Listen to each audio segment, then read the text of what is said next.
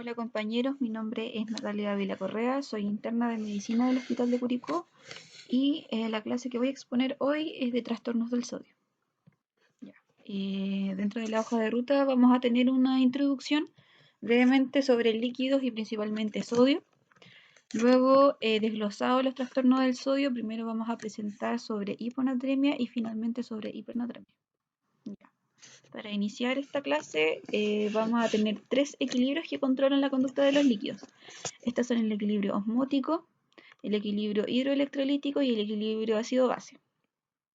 Hoy principalmente nos vamos a enfocar en el equilibrio hidroelectrolítico. Para iniciar esta sesión, quiero comentarles que el agua corporal total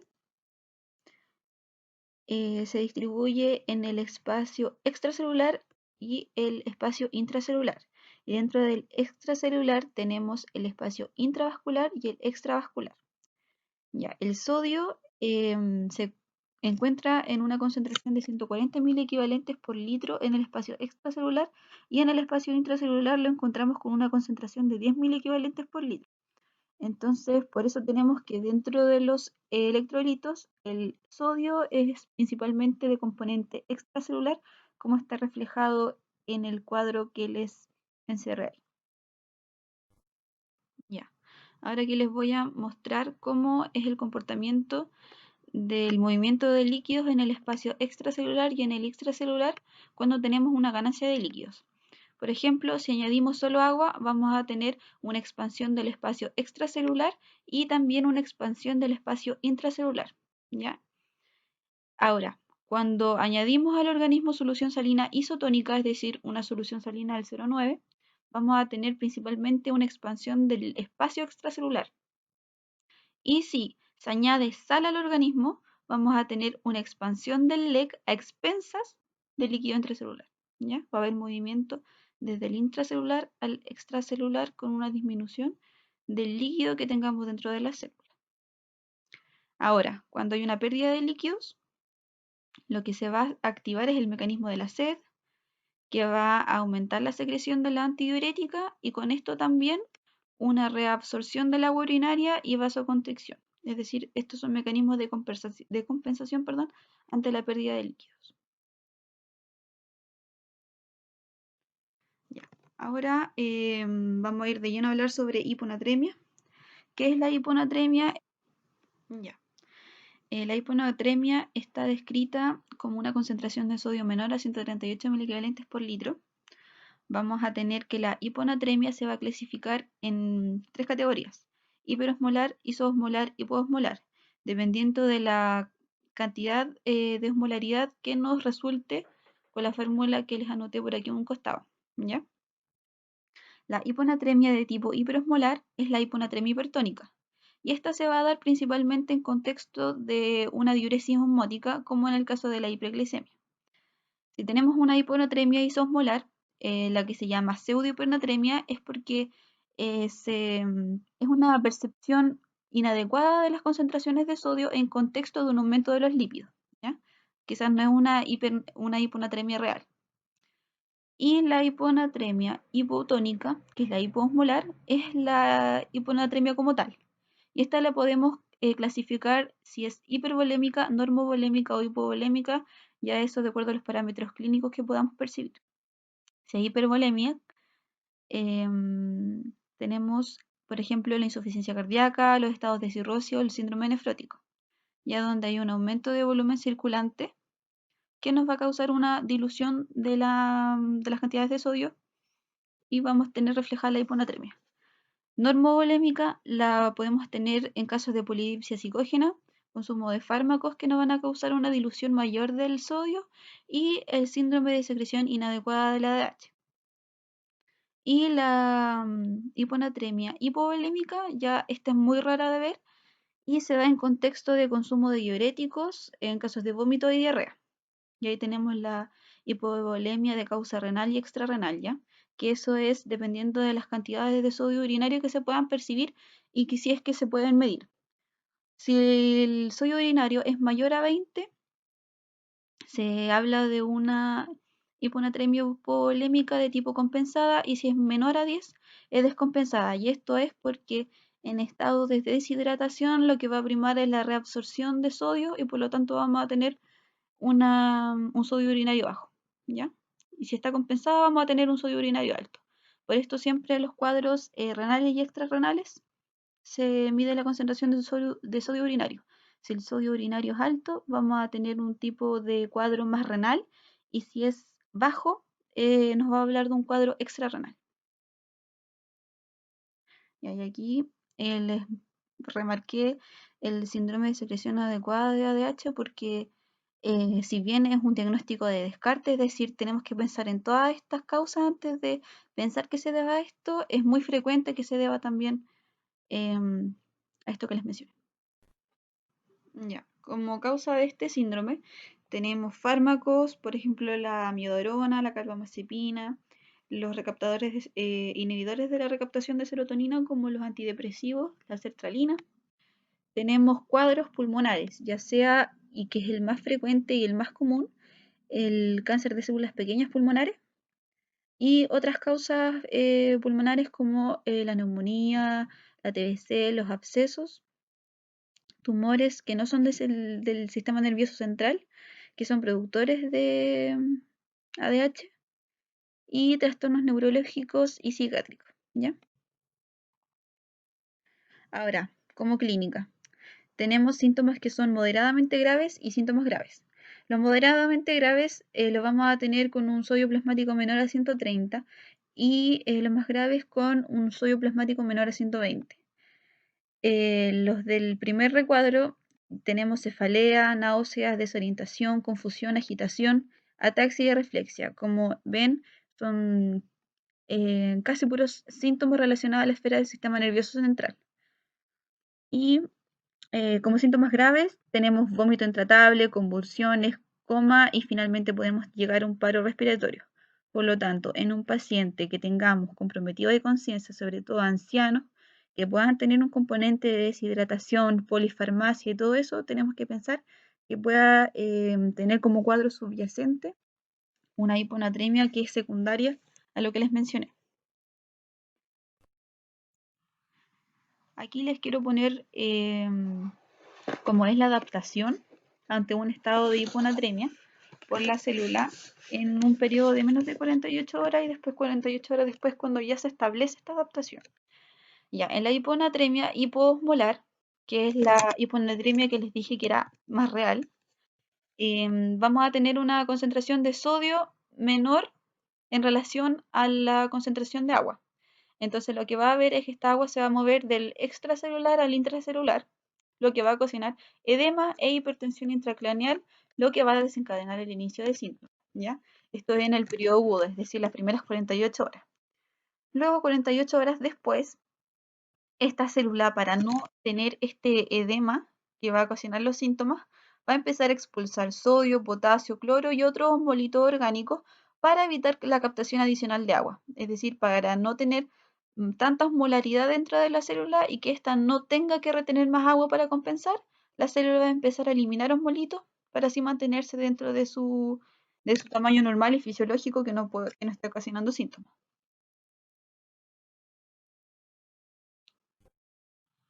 El diagnóstico de la hiponatremia es clínico y de laboratorio. Clínico, como les dije, son predominantemente síntomas de tipo neurológico.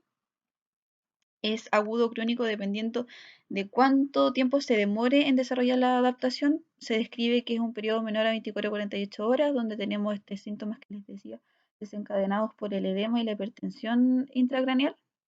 Y ya crónico, mayor a 48 horas, existe esta adaptación, generalmente en personas mayores, ancianas, que no nos entregan mucha información. Y también podemos tener al niño ahí lactante. Y también les puse acá los criterios diagnósticos del CIAD. Es una hiponatremia hipotónica, como les mostré adelante, con una osmolaridad menor a 2,75. Existe una osmolaridad urinaria inapropiadamente elevada, ya que es un síndrome de retención de agua por falta de diuresis. Aumento de la concentración urinaria de sodio, típicamente mayor a 20. También por esto mismo, una disminución de la diuresis, eupolemia clínica, y es un síndrome de descarte. Es decir, las funciones suprarrenal, renal, cardíaca, hepática y tiroides son normales para establecer el diagnóstico. Ya, el tratamiento de la hipernatremia es dependiendo si es aguda o grave versus crónica.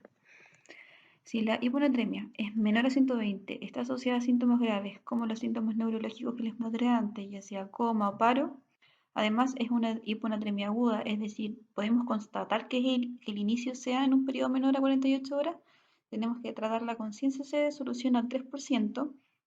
Esta se pasa en un periodo de 10 a 15 minutos y se puede repetir hasta 3 veces. La idea es repetirla mirando al paciente, mirando que exista respuesta clínica y si existe mejoría, hay que detener la infusión. O si tenemos mediciones entre cada infusión y con una corrección mayor a 5 milivalentes por litro. Cada vez que tengamos una hiponatremia de tipo aguda, hay que ver que el incremento no sea mayor a 8 miliequivalentes por litro en las primeras 24 horas. ¿Ya? Y si la hiponatremia es aguda con síntomas leves o moderados, podemos tratarla con esta misma infusión de 100 cc de solución al 3%, pero en una bomba de infusión continua a 0,5 a 2 ml por kilo hora. Tratar de verificar que el ascenso del sodio no sea mayor a lo descrito y tener cada 2 horas, ojalá tener una medición de sodio. Ahora, si la hiponatremia es crónica, esta misma solución al 3% podemos iniciarla a un goteo lento a 0,5 miliequivalentes por hora. Miliequivalentes kilo hora, perdón. Y si la hiponatremia es leve, podemos iniciar una solución fisiológica al 0,9. Y si es asociada a hipervolemia, como les dije anteriormente, podemos utilizar furosemida IV con bolitos de 20 miligramos. La tasa de corrección no debe exceder los 6 miliequivalentes en 24 horas para pacientes con alto riesgo y 12 miliequivalentes por hora para pacientes con bajo riesgo. Esto a diferencia de la corrección de la hiponatremia aguda, que no tenía que ser mayor a 8 miliequivalentes. Entonces, la diferencia entre la corrección de la hiponatremia aguda y crónica es que en la hiponatremia aguda hay que ser más agresivo, hay que utilizar solución hipertónica al 3 de 100 cc, repetir esta solución hasta 3 veces, siempre vigilando que no tengamos una corrección muy exagerada del sodio, por lo que les voy a mostrar ahora, ¿ya? Lo que se llama, aquí les voy a mostrar, síndrome de desmielinización osmótica. Y esto quiere decir que tenemos una célula que está desarrollando una hiponatremia, es decir, el agua celular va a entrar para tratar de compensar las cantidades de agua en relación al sodio que están en el intra y el extracelular. La célula, como les dije, va a iniciar una disminución adaptativa de los solutos, ¿ya? Y si tenemos una corrección demasiado rápida de la célula, esta se va a reventar por la disminución del volumen celular. Por eso tenemos que tener una corrección más lenta.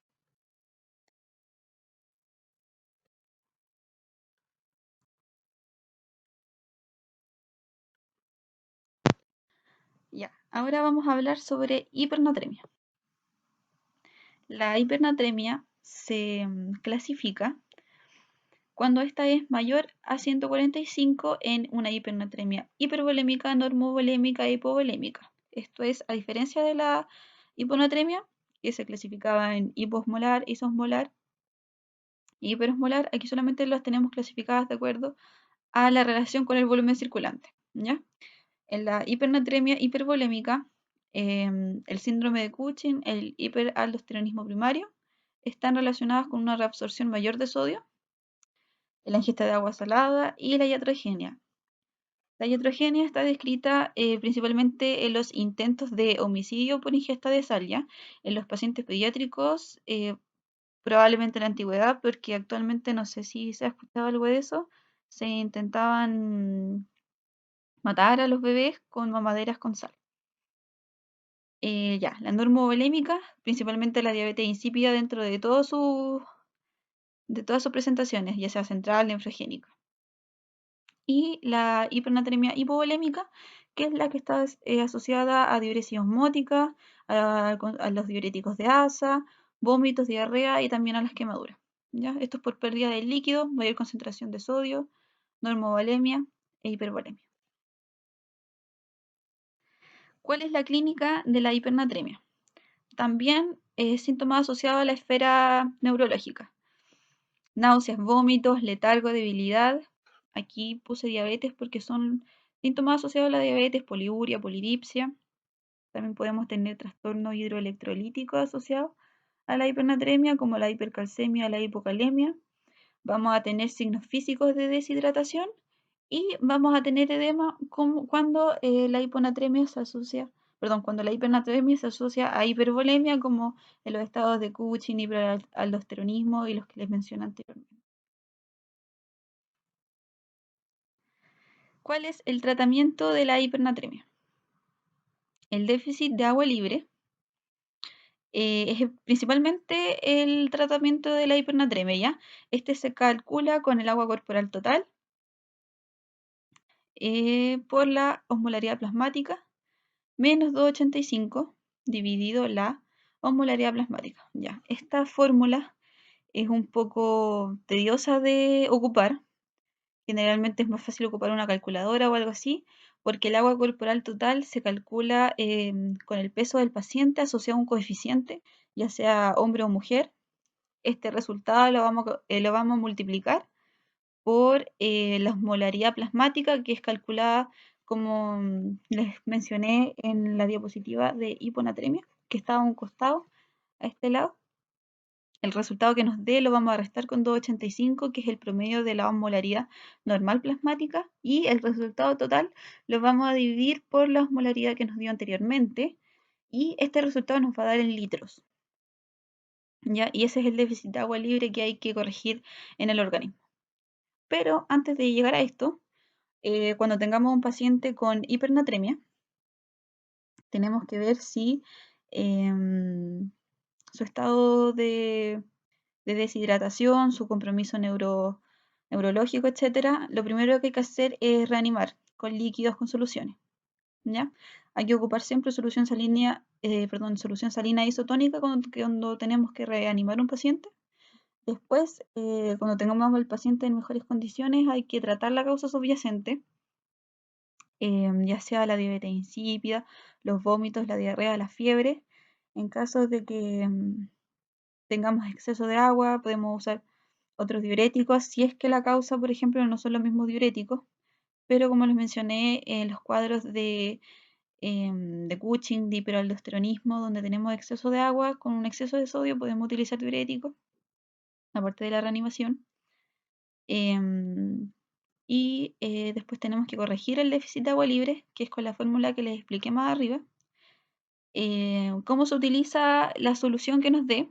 Por ejemplo, nos da un déficit de agua libre de 4 litros. Tenemos que corregir 2/3 de las partes vía oral y 1/3 endovenoso.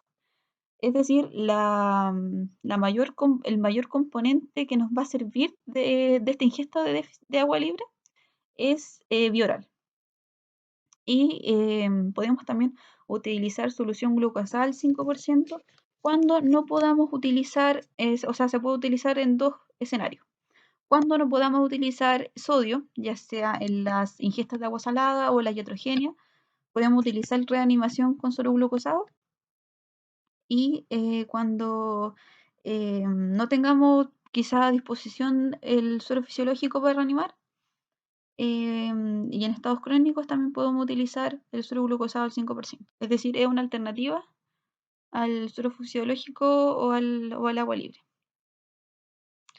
Y también aquí hay que tener en consideración que la corrección en caso de hipernatremia aguda no puede ser mayor a 1 miliequivalente por litro en hora, y la hipernatremia crónica no puede ser la corrección mayor a 0,5 miliequivalentes por litro por hora, o mayor de 10 a 12 miliequivalentes en 24 horas.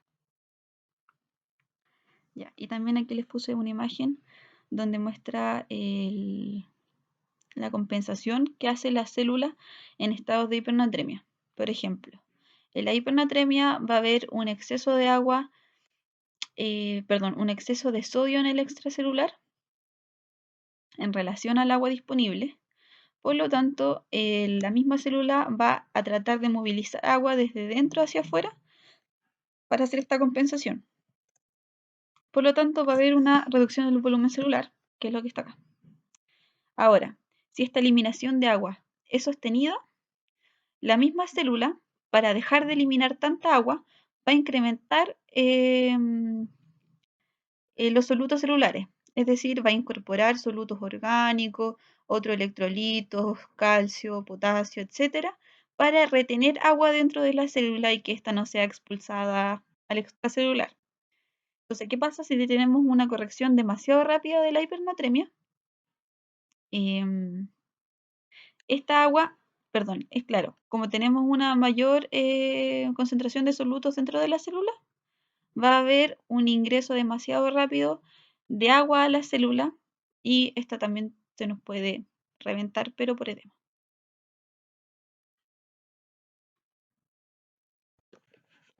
Ahora, como tip final, les quiero decir que recuerden que los trastornos del sodio principalmente están dados por las cantidades de volumen circulante.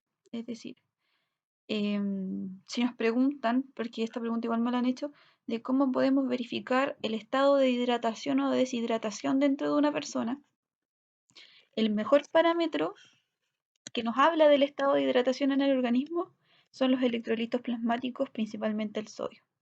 Y aquí uno puede pensar, verificar función renal, estado clínico, etcétera, pero el parámetro más certero que podemos mirar dentro de los exámenes de laboratorio que nos hablen de la hidratación del paciente son los electrolitos, principalmente el sodio, ya que vemos que, por ejemplo, en estados de deshidratación están asociados a hipernatremia, así como también estados de deshidratación por pérdida, como tenemos la hiponatremia hipovolémica, también nos van a hablar del estado de hidratación del paciente y lo podemos verificar con exámenes de laboratorio.